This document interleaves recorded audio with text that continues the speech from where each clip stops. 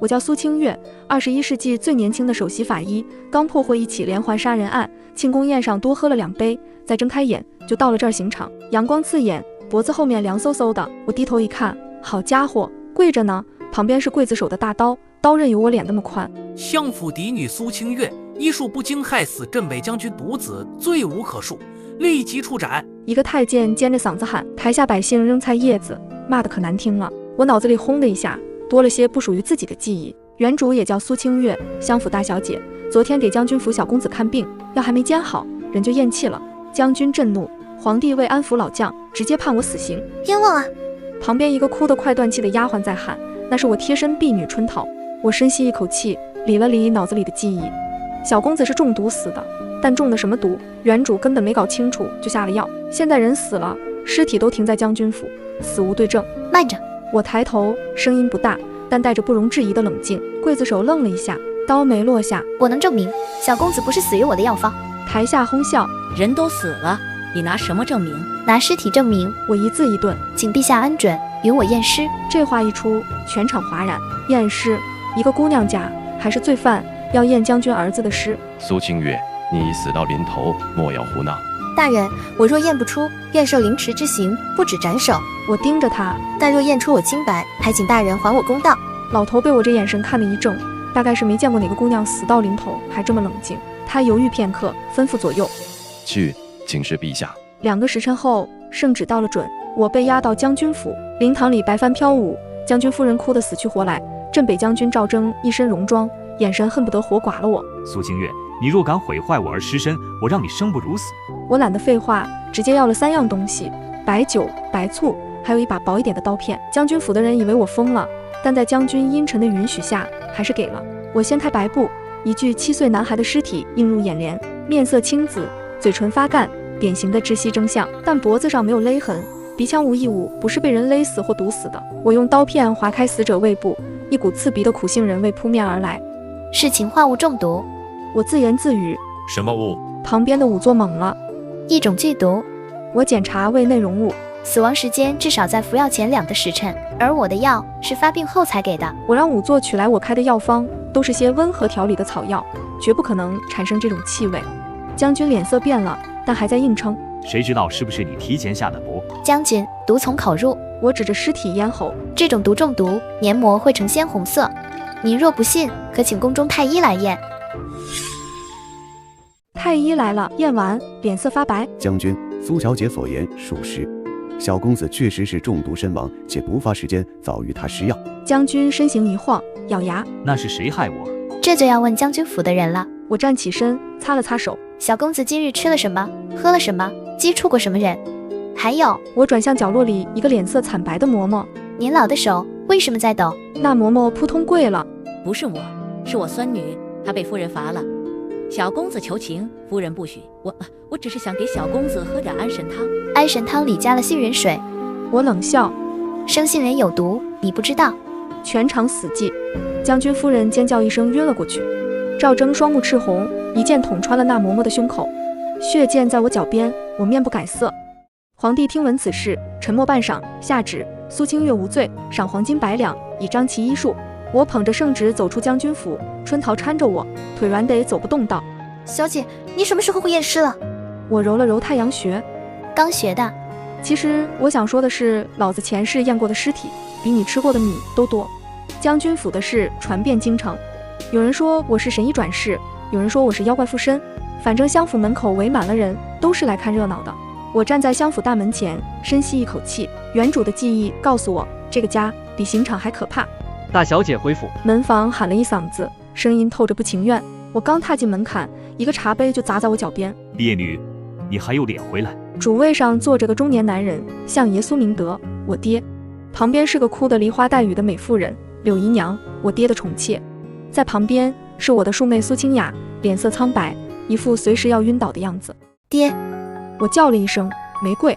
你害死将军之子，险些连累全家。我苏明德没有你这种女儿。苏明德拍桌子，来人，把他关进柴房，没我的命令不许出来。爹，陛下已经还我清白了。我举起圣旨。您这是要抗拒？苏明德一梗，老爷，清月也是一时糊涂。幸得陛下明察，咱们相府才得以保全。只是清雅被他害的。说着，他看向苏清雅，苏清雅立刻咳嗽2声，虚弱道：“姐姐，我不怪你，你推我入水也是一时气恼。”我脑子一转，想起来了，3天前原主确实和苏清雅在湖边起了争执，苏清雅不小心掉水里了，但记忆里明明是苏清雅自己跳下去诬陷原主。妹妹这话说的有意思。我笑了，我推你入水是为了陷害你，还是为了害死将军之子？这自然不是一回事。既然不是一回事，你提他做什么？我走近2步，盯着他。还是说妹妹觉得陛下昏庸，连我害没害人都查不清？我没有。够了！苏明德吼道：“清月，你妹妹身子弱，你让她怎么了？”我让她。我冷笑：“爹，她诬陷我推她入水，害我名声受损。如今我险些被砍头，她一句不怪你，我就得感恩戴德。”老爷，柳姨娘忙打圆场：“清月刚受了惊吓，心情不好也是正常，不如先让她回去休息啊。”滚回你的院子，没我的允许，不许踏出一步。我转身就走。这破地方我早待够了。我的院子在襄府最西边，又偏又破。春桃一路小跑跟着我，眼泪汪汪：“小姐，你今天太厉害了，不厉害就得死。”我推开院门，灰尘扑面而来。院子里杂草丛生，连个伺候的丫鬟都没有。原主在襄府的地位可见一斑。春桃，去打听一下我娘留下的嫁妆还有多少。我坐在石凳上，脑子里快速梳理。原主的生母是苏明德的原配，3年前病故。她死后，柳姨娘被扶正，掌管钟馗。原主这个嫡女名存实亡。春桃很快回来了，脸色难看。小姐，夫人柳姨娘说您这些年花销大，嫁妆早就空了是吧？我冷笑：“我猜也是。不过……”春桃压低声音：“夫人身边的王嬷嬷前日偷到了件东西，奴婢瞧着像是夫人陪嫁的玉佩。”我眼睛一亮，原主母亲出身商贾之家，嫁妆丰厚，光是铺子就有10几间。柳姨娘胃口再大，也不可能3年就败光，这其中必有猫腻。春桃，从今日起，你每日出去一趟，把我娘那些铺子的近况统统打听清楚。小姐，你要做什么？讨债。当晚我睡得正熟，被一阵浓烟呛醒，睁眼一看，窗户外面火光冲天，走水了！春桃冲进来，脸都白了。小姐，门被堵死了。我一摸门，果然从外面锁上了。这火来的蹊跷，摆明了是有人想烧死我。从窗户走。我搬来凳子，一脚踹开窗户，外面是杂草堆。我带着春桃跳下去，刚落地就听见墙角有脚步声。烧死了没？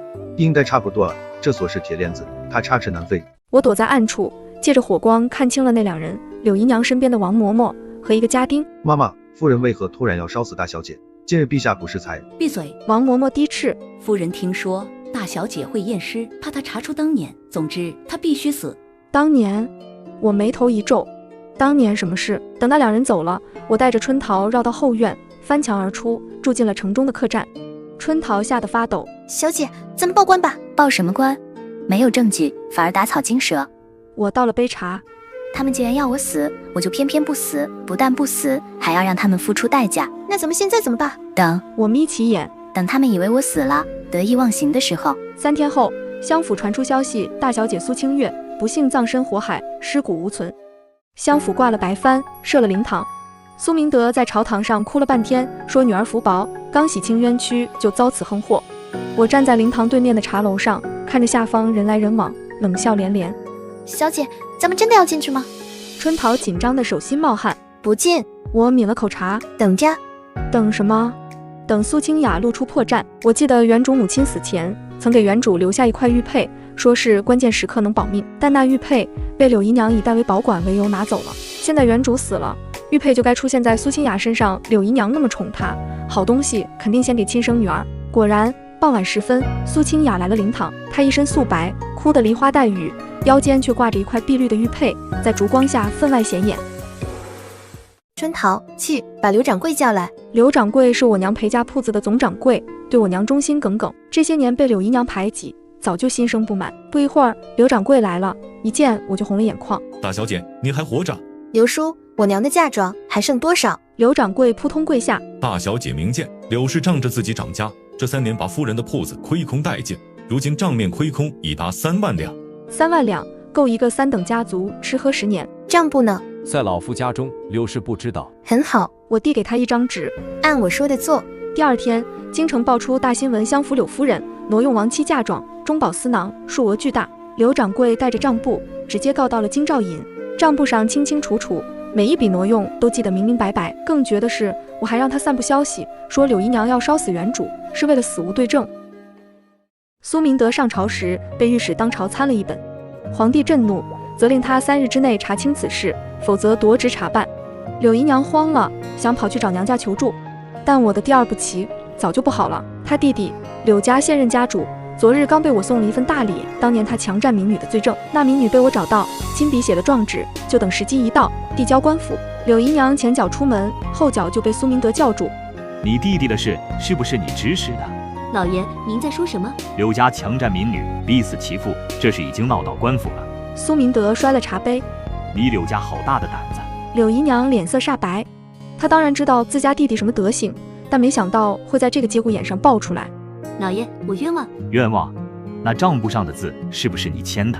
柳姨娘瘫倒在地，她以为是天衣无缝，没想到我娘留下的老掌柜竟能模仿她的笔迹，伪造出一份铁证。当晚，苏明德下令柳姨娘禁足，收回管家权。苏清雅跪在书房外求情，跪了3个时辰，苏明德连门都没开。而我就在此时死而复生了。我穿着一身白衣，带着春桃推开厢府大门，守门的小厮吓得魂飞魄散。鬼呀！瞎你的狗眼！春桃骂道：“大小姐活得好好的。”消息传到内院，柳姨娘直接晕了过去。苏清雅连滚带爬的出来，一见我，眼珠子都快瞪出来了。你没死？妹妹这话说的。我笑得温柔。我若死了，谁来揭穿你们的真面目？苏明德赶过来，脸色铁青。清月，这到底是怎么回事？爹，女儿命大，火起时正好出去赏月了。我慢悠悠道：“倒是这火来得蹊跷，京兆尹那边已经立案，想必不日就能查出真凶。”我特意咬中真凶2字，苏清雅抖得像筛糠。回来就好，回来就好。苏明德挤出一句：“你受惊了，先回去休息。”不急。我掏出一张单子：“爹，这是我娘嫁妆的清单。刘掌柜说有些东西不见了，比如那枚碧玉佩，我记得妹妹今日戴在腰上。”苏清雅下意识捂住腰间：“这是我娘给的。”你娘？我冷笑：“一个妾室拿正妻的嫁妆给庶女，这传出去，爹的面子往哪搁？”苏明德的脸色已经难看到极点，他再宠柳姨娘，也不能容忍她动原配的嫁妆，这在京城是戳脊梁骨的事。清雅，还给你姐姐。爹，苏清雅哭了：“这真的是我娘买的。”买的？在哪买的？多少钱？可有凭证？我3连问，堵得他哑口无言。最终，玉佩还是回到了我手里。苏清雅哭得晕过去，被抬回了房。夜深人静时，我坐在梳妆台前，把玩着玉佩。春桃小声问：“小姐，这玉佩真有那么神？神不神的不知道。”我笑了，但他是的信号告诉所有人，我苏清月不是好惹的。话音刚落，窗外传来一声轻笑。神！我猛地推开窗，只见一道黑影掠过，速度快得像鬼魅。窗台上多了一张纸条，打开一看，上面的字迹苍劲有力，验尸技术不错，可惜心还不够狠。陈王，那个传闻中残废多年、身居简出的皇帝胞弟。我捏着纸条，眯起眼，有意思，这京城的水比我想象的还深。陈王萧玉，皇帝的亲弟弟，当年夺嫡之争中为救皇帝，双腿被废，自此身居简出，不问世事。但谁都知道他是皇帝最信任的人，没有之一。他怎么会注意到我？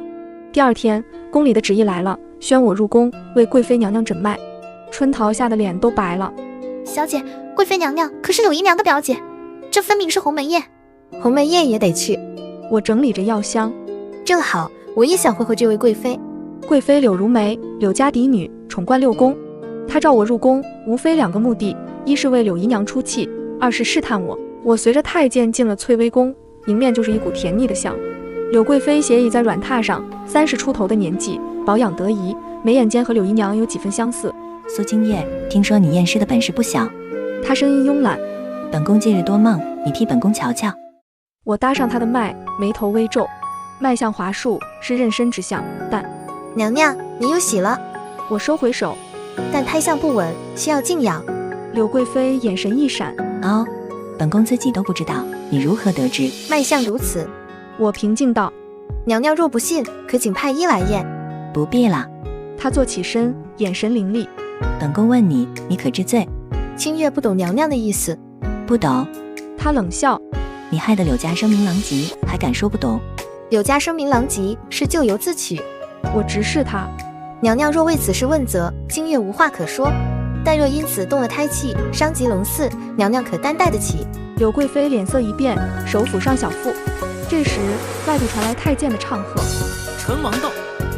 我愣了，一个深居简出的残废王爷来后宫做什么？萧玉被人用轮椅推进来，他一身玄色长袍，墨发如瀑，面容俊美的不像话，唯独一双眼睛冷得像冰。他看了我一眼，嘴角勾起一抹若有若无的笑。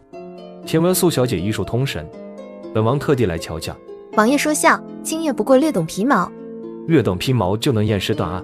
他转动轮椅靠近我。那若是精通，岂不是能起死回生？我后退一步，保持安全距离。王爷高看我了。是吗？他忽然伸手抓住我的手腕，我下意识想挣脱，却发现他力气大得惊人。王爷，你别动。他指尖搭在我脉搏上，半晌笑了。苏小姐的脉象倒是比贵妃娘娘的有趣。我心头一跳，这个萧玉不简单。他松开我，对柳贵妃道：贵妃娘娘，苏小姐是本王请来的人，娘娘可否给个面子？柳贵妃脸色难看。陈王，这是后宫之事。后宫之事也是天下之事。萧玉淡淡道。还是说娘娘觉得本王管不得？柳贵妃咬牙，终究没敢再说什么。我跟着萧玉离开翠微宫，一路无话，直到出了宫门，她才开口：苏清月，你可知欺君之罪？清月不知王爷何意。贵妃根本没怀孕。她转动轮椅，面对我：你骗她是为了自保。我瞳孔一缩，她怎么会知道我诊脉时明明？她的脉象之药物所致，假孕之下。她慢条斯理，能骗过太医，却骗不过我，也骗不过你，对吗？我沉默片刻，笑了。王爷既然知道，为何不揭穿？揭穿了，好戏还怎么看？他也笑。苏清月，你这个人比戏有意思。王爷想如何？不如何。他递给我一块令牌。以后有人为难你，拿这个出来，算是你今晚陪我演戏的报酬。我接过令牌，入手冰凉，上面一个陈字，龙飞凤舞。王爷不怕我拿着令牌作威作福？哈什么？他挑眉。你作威作福的样子，本王还挺想看的。这人有病吧？回到相府，春桃急疯了。小姐，你可算回来了！老爷发了好大的脾气，说你夜不归宿，要家法伺候。家法？我冷笑。让他来。苏明德来得比我想象的快，手里还拿着鞭子。列律，你竟敢私会外男！爹说的外男是陈王。我亮出令牌。他算外男，那这京城怕是没内男了。苏明德一见令牌，脸色刷白，鞭子啪嗒掉地上。这令牌，陈王送的。我凑近他，低声道：爹，您确定要用家法伺候陈王的客人？苏明德踉跄后退，看我的眼神像在看妖怪。我越过他，径直回房，身后传来他的喃喃自语：疯了，都疯了。我关上门，把令牌扔桌上。春桃眼馋地凑过来：小姐，这令牌真这么管用？管用不在令牌，在用令牌的人。我揉了揉太阳穴。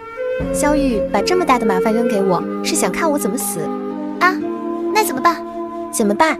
我笑了。当然是先利用这麻烦，把该解决的人解决了。柳姨娘被禁足后，苏清雅消停了2日，但第3日她就病倒了。据说病得极重，卧床不起，整日昏睡，还总说胡话，说什么姐姐饶命，我不是故意推你的。这病得可真巧，正好病给全府的人看，暗示我欺负她。春桃气得跳脚：小姐，她这是装病。我知道。我翻着医书，不但装病，还装得很没技术含量。那咱们怎么办？怎么办？我合上书。她不是病了吗？我这做姐姐的，自然要亲自去探望。我带着春桃，提着药箱，直奔苏清雅的院子。门口的小丫鬟想拦，被我一眼瞪回去：让开，耽误了2小姐的病，你担待得起？屋内，苏清雅躺在床上，脸色惨白，确实像那么回事。柳姨娘坐在床边，一见我，眼刀子就飞过来了。你来做什么？探望妹妹。我笑得无害。听说妹妹病得说胡话，我这做姐姐的怎能不来？清雅需要静养，你出去。姨娘这话说的奇怪。我自顾自坐下。我是嫡女，你是妾室，你叫我出去。柳姨娘脸色铁青，她虽被扶正，但名分上仍是妾，这是她的死穴。我不理她，直接搭上苏清雅的脉象平稳有力，屁事没有，但舌苔发白，眼周发黑，这是服了药制造出的假病之象。妹妹这病倒是奇特。我收回手，像是中了什么毒。你胡说！柳姨娘急了。姨娘别急，我打开药箱，取出一包银针。我有一套家传针法，专治这种怪病，只需3针，保管妹妹药到病除。说着，我抽出最长最粗的那根，在阳光下晃了晃。苏清雅眼皮抖了一下，装睡呢。第1针扎百会穴，我按住她的头，醒神开窍，专治昏睡不醒。针尖刚碰到头皮，苏清雅啊的一声弹了起来，抱着头尖叫：“不要扎我，我没病！”屋里鸦雀无声，柳姨娘愣了，王嬷嬷愣了，满屋子的丫鬟都愣了。我收好银针，笑得温柔：“妹妹这病好得真快。”苏清雅这才反应过来自己露馅了，脸涨得通红。我刚醒就能跳这么高。我挑眉，妹妹这体质不去武馆可惜了。柳姨娘猛地起身，指着我：“苏清月，你故意的。”故意什么？我无辜道：“我不过是想给妹妹治病，这也错了。”你够了！门外传来一声怒喝：“苏明德来了！”他看了眼病愈的苏清雅，又看了眼我，脸色难看到了极点。清雅，你装病！爹，我没有。我适时开口。那妹妹刚才喊什么姐姐饶命？我何时欺负你了？苏清雅眼泪汪汪。我只是做梦，做梦能做得这么清楚？我冷笑。妹妹这梦做的可真是时候。苏明德不傻，一看这架势，还有什么不明白的？他指着柳姨娘，看看你教的好女儿。柳姨娘跪下了。老爷，清雅年纪小，不懂事。年纪小，她比清月还大1岁。苏明德甩袖。从今日起，清雅禁足1个月，超女戒100遍。柳氏，你管教不严，罚俸半年。柳姨娘瘫软在地，苏清雅直接哭晕过去，这次是真晕。我拍拍手，转身就走，身后传来苏明德的喊声：“清月，你留下。”我回头，他看着我，眼神复杂。你何时会医术了？爹忘了吗？娘亲在世时教过我一些。我随口胡诌。这些年，清月不敢忘记。提到我娘，苏明德眼神软了一瞬，但很快又硬起来。你这次虽揭穿了他们，但手段太过狠辣。女子应温婉贤淑。爹，我打断他。温婉贤淑的人，3天前就已经死在断头台上了。他噎住了。我扶了扶身，走了。春桃跟在我后面，兴奋的小脸通红。小姐，您刚才太威风了。威风？我摇头。这才哪到哪？柳姨娘在府中经营多年，不可能因为这点事就倒台。她背后有柳贵妃，有柳家。那咱们怎么办？怎么办？我望着皇城方向。当然是找个更大的靠山。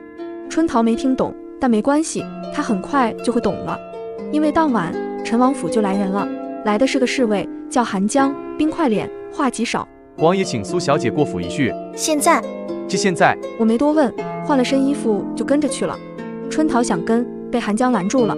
王爷只请小姐一人。春桃急得快哭了，我安慰她，没事，王爷要是想杀我，不会这么大费周章。陈王府在京城最北，偏僻冷清，府里没什么下人，处处透着股萧瑟。萧玉住在主院，书房的灯还亮着。进来。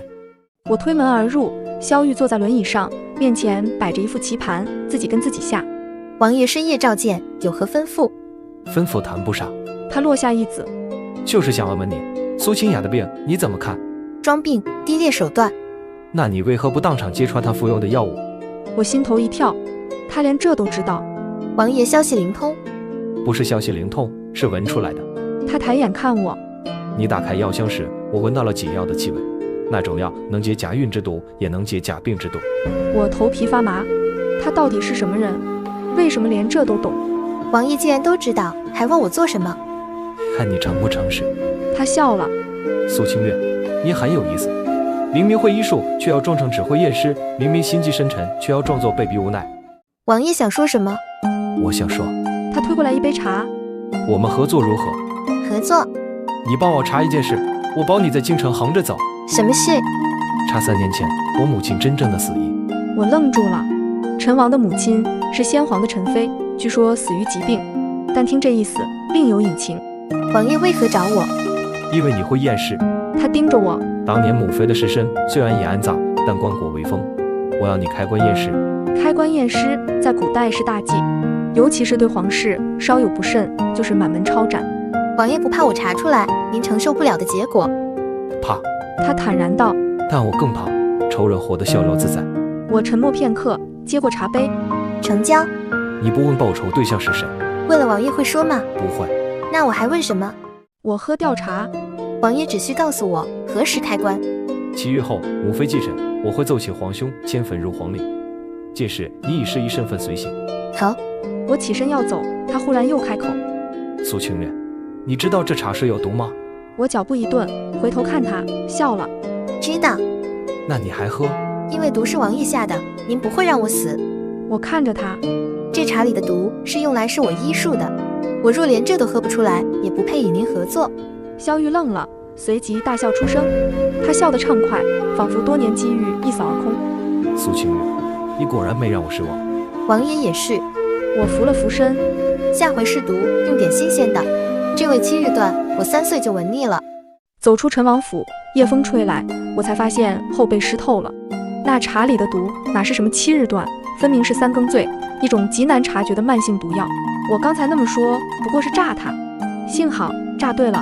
春桃在府门口等我，一见我就扑过来。小姐，你没事吧？没事。我拍拍她，回去睡觉。您还有场硬仗要打。什么硬仗？有人要倒霉了。我笑得神秘。第二天，京兆尹升堂审相府纵火案，原告是死而复生的相府嫡女苏清月，被告是柳姨娘和王嬷嬷。人证物证俱在，王嬷嬷当场招供，说是柳姨娘指使。柳姨娘喊冤，但没用她弟弟强占民女那案子的苦主也出现在了公堂上，哭诉柳家如何仗势欺人。京兆尹冷汗直流，一个是相府姨娘，一个是皇妃表妹，他哪个都得罪不起。正在僵持，陈王府的侍卫来了，递上萧玉的亲笔信。京兆尹看完，当场宣判柳姨娘纵火杀人未遂，杖责30，逐出相府。柳家纵容子弟行凶，罚银万两，闭门思过。柳姨娘被拖下去时，喊得撕心裂肺。苏清月，你不得好死！我站在堂下微笑，姨娘放心，我肯定活得比您长。当夜，柳贵妃派人传话，召我入宫。我知道真正的较量才刚刚开始，这次入宫待遇和上回完全不同。太监笑脸相迎，宫女前呼后拥，仿佛我是贵客。柳贵妃在翠微宫等我，这次没躺床上，正襟危坐，妆容精致。苏清月，你很好。她开口就是这句，听不出褒贬。娘娘过奖。本宫问你。她挥退宫刃。你可愿为本宫效力？清月不是正在为娘娘效力吗？少装蒜。她冷了脸。本宫要的是你真正的效忠，只要你肯帮本宫保你享不尽的荣华富贵。清月不懂娘娘的意思。你懂。她盯着我。本宫要你用你的医术帮本宫保住这个孩子。我心脏漏跳一拍，她果然在装怀孕。现在要我帮她，无非是想让我伪造假象，直到有一天她小产嫁祸给别人。这是宫里最常见的戏码，但也是最凶险的。娘娘，假孕之事瞒得了一时，瞒不了一世。我直言，待到月份大了，娘娘如何收场？这不是你该问的。她眼神阴鸷。你只需回答帮还是不帮。清月无能，帮不了。帮不了。她笑了。那你的好妹妹苏清雅可能就要因为伤心过度，随她姨娘去了。赤裸裸的威胁。我沉默片刻，笑了。娘娘，您确定要威胁我？是又如何？不如何。我走近2步，压低声音。只是清月想提醒娘娘，假孕的药是柳家提供的吧？那药来自西域，名叫换胎散，长期服用会致人不孕。柳贵妃脸色大变。娘娘若不信，可以请太医验一验自己这些日子服用的补药。我后退一步，清月告退，转身要走，她忽然叫住我。苏清月，娘娘还有吩咐。你既然知道，为何不早说？我回头。因为清月在等娘娘自己想清楚，是想要一个随时可能暴露的假孩子，还是想要未来真正的孩子。她愣住了。我走出翠微宫，长舒一口气。春桃在外头等得焦急。小姐，没事吧？暂时没事。我揉揉眉心。但麻烦才刚刚开始。为什么？因为柳贵妃不会善罢甘休。话音刚落，一个宫女匆匆跑来，塞给我一张纸条，又匆匆离开。展开一看，上面写着：子时3刻，冷宫见。陈王。我咬牙切齿，这萧玉是把我当成他的专属仵作了。但为了合作，我还是去了。冷宫荒凉，月色惨白。萧玉坐在轮椅上，面前摆着一具尸体，是一具宫女尸体，死状凄惨，七窍流血。念言。他言简意赅。我戴上手套，开始检查。尸体刚死不久，血液呈暗红色，瞳孔放大，是典型的中毒症状。氰化物，我下了结论，和将军府小公子中的毒一模一样。萧玉脸色一沉，果然。王爷知道什么？是的，这毒来自宫中。他看着我，知道有人想借你的手除掉柳贵妃。我一惊，什么意思？柳贵妃的假御药是被人化了。他冷笑，对方知道你能验出真假，故意引你去揭穿，到时贵妃发疯，你必死无疑。我后背发凉，原来如此，原来我不知不觉中已经被人当成了刀。多谢王爷提醒。不必谢我。他扔给我一个小瓶，这里面的药可解百毒，你拿着以备不时之需。王爷为何对我这么好？我对合作伙伴一向很好。他顿了顿，不过你若死了，谁帮我验尸？我翻了个白眼，这人嘴里就没句好话。对了，他忽然又道，3日后是你娘的忌日吧？我一愣，他怎么知道？那日柳家会派人去祭扫。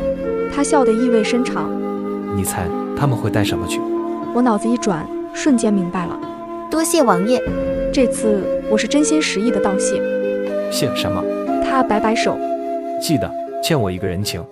我娘的墓在京郊青山，她生前喜欢安静。今日这日，我起了个大早，带着春桃去祭扫。到的时候，柳家的人还没到。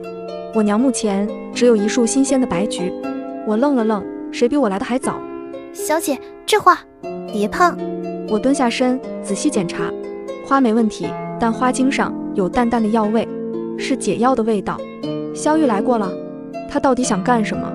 正想着，山下传来车马声，柳家的人来了，领头的是柳姨娘的弟弟柳成栋。他一见我，脸色微变。你怎么在这儿？我娘的忌日，我不该来。他噎了一下，随即冷笑，来就来了，正好让你娘看看你多孝顺。他让下人摆上祭品，烧纸钱。我站在一旁冷眼旁观，等他们烧完了才开口。舅舅，祭拜完了。怎么？祭拜完了，就请把我娘的嫁妆还回来吧。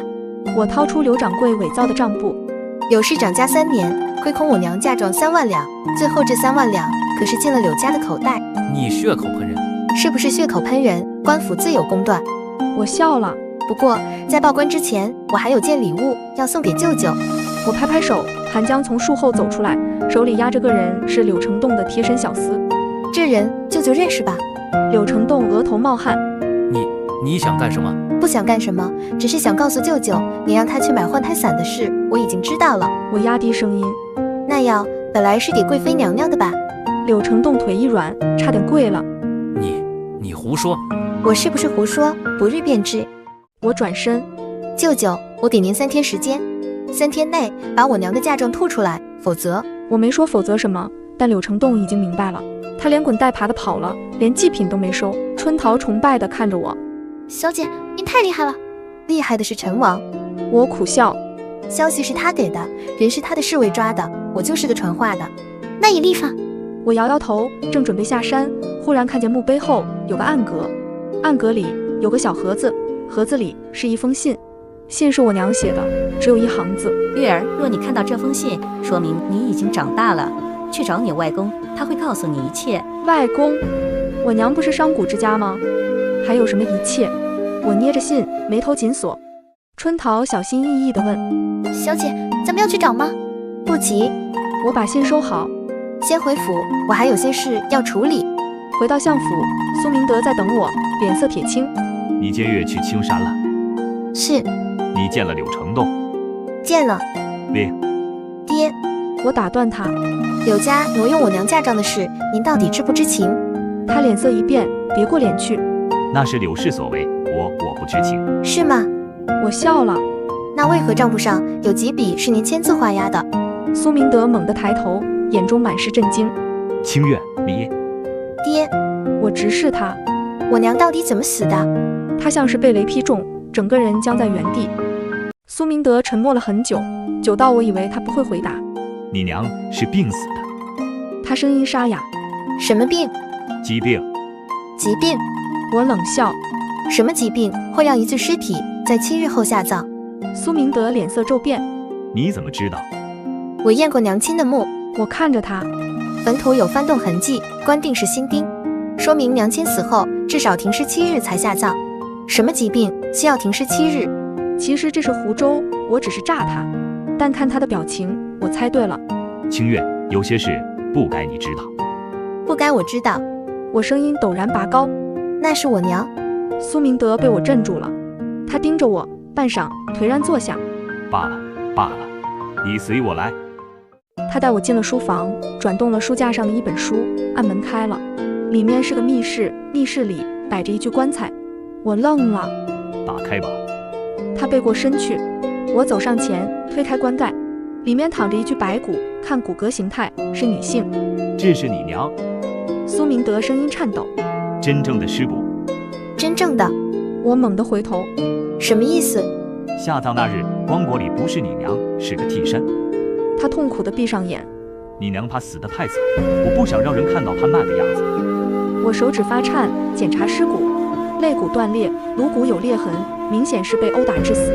谁干的？我不知道。他摇头。我赶回来时，我只来得及把她换出来，暗中下葬。所以你一直知道柳氏有问题？我知道，但我没证据。他苦笑。柳家势力太大，柳贵妃在后宫只手遮天，我只能忍到今天。那您为何对我不管不问，让我被他们欺负？因为只有这样，他们才不会把你当成威胁。他看着我。清月，爹对不起你，但爹保护不了你，只能让你自己保护自己。我沉默了。这个真相太沉重。原来原主这些年的委屈，竟是一种保护。爹，我开口。您想报仇吗？他猛地抬头。想的话就按我说的做。我眼神坚定。我娘不能白死，我也不可能白受这些罪。苏明德盯着我，半晌点了头。从密室出来，我回到自己院子，脑子里乱成一团。春桃小心翼翼地问：小姐，你没事吧？没事。我揉揉眉心，只是发现这盘棋比我想象的大。什么棋？有人想借柳家的手除掉我娘，又借柳贵妃的手控制后宫，现在还想借我的手除掉柳家。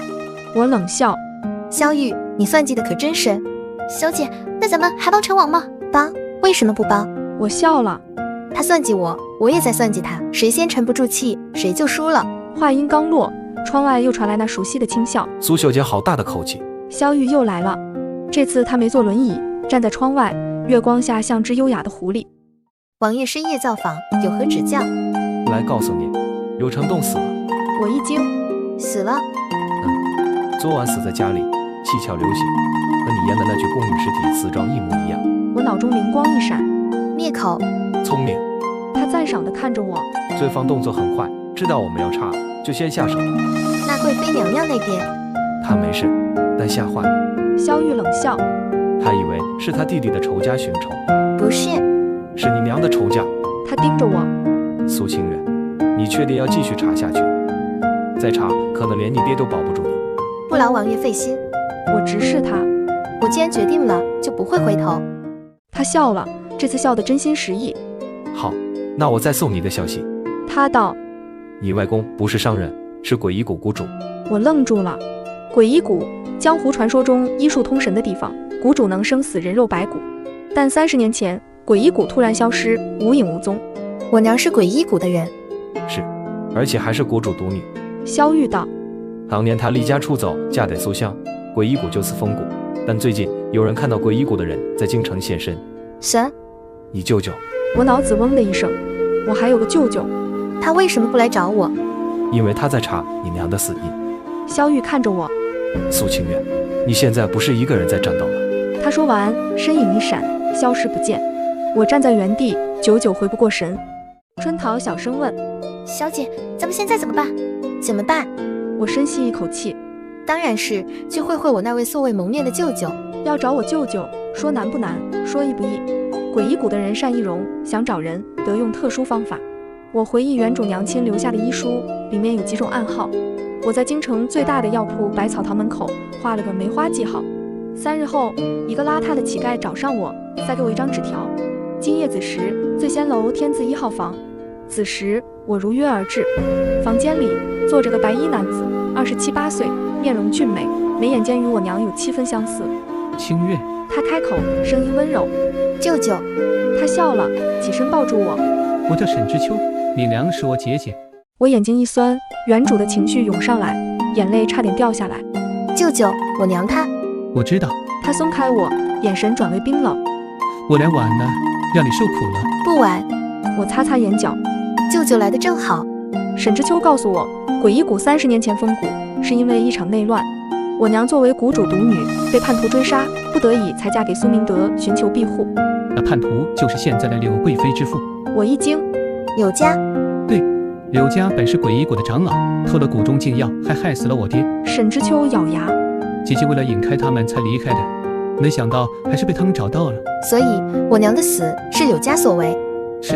他递给我一瓶药，这是换胎散的解药，柳贵妃服用的只是削弱版，真正的换胎散能致人不孕，还能让人在七窍流血而亡，死状就像柳成栋和那个宫里。他点头。对方在清理门户，柳家只是第一步。那下一步是谁？你。他看着我。你验尸的本事已经暴露了，对方不会留你。我不怕。我知道你不怕。他笑了。所以才给你准备了见面礼。他拍拍手，门外进来个人，竟是柳姨娘。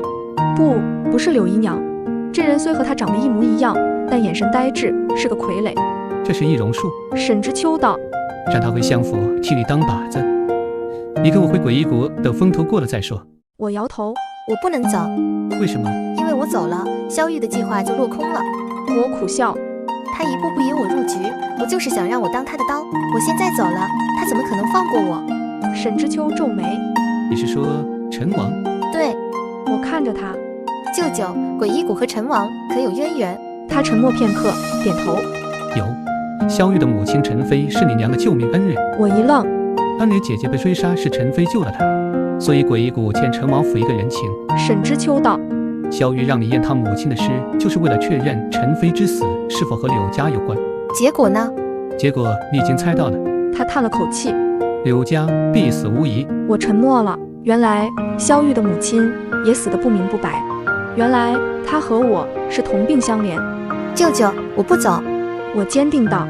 我要留下陪他把这盘棋下完。